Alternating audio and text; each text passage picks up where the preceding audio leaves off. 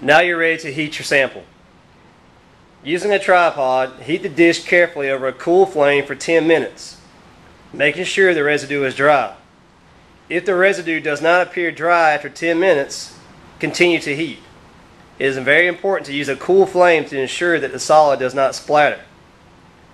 Once you have completely dried out your sample, allow the dish to cool and then weigh the dish and residue using the electronic measuring scale.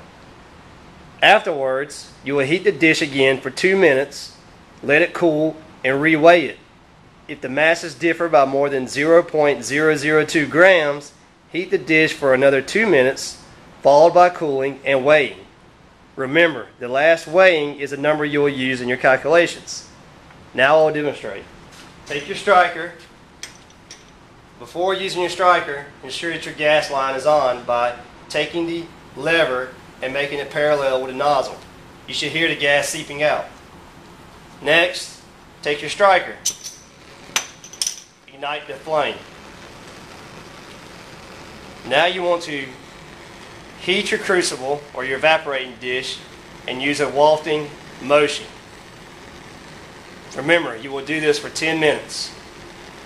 Now that my sample is dried, I will carefully remove the crucible or my evaporating dish to a heat-resistant board. Using my crucible tongs, I will transfer it to a heat-resistant board.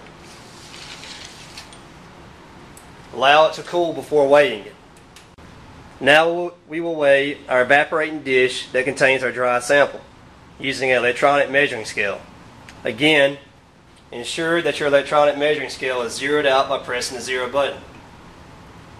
Carefully place your crucible or evaporating dish and sample onto your plate. Allow for enough time to get an accurate reading. Take your measurement and record it to your report sheet. Now we can begin our second drying trial. Place your crucible back on, or evaporating dish back onto your tripod. Ignite your Bunsen burner once again.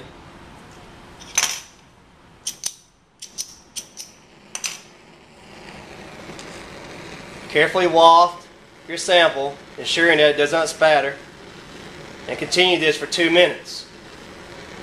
After 2 minutes, remove your crucible or evaporating dish to your heat-resistant board and allow for it to cool.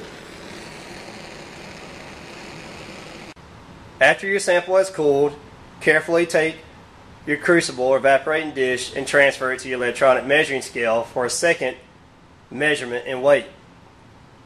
Again, ensure that your measuring scale is zeroed out by pressing the 0 button. Place your evaporating dish onto the plate and allow efficient time. Take your measurement and record it to your report sheet.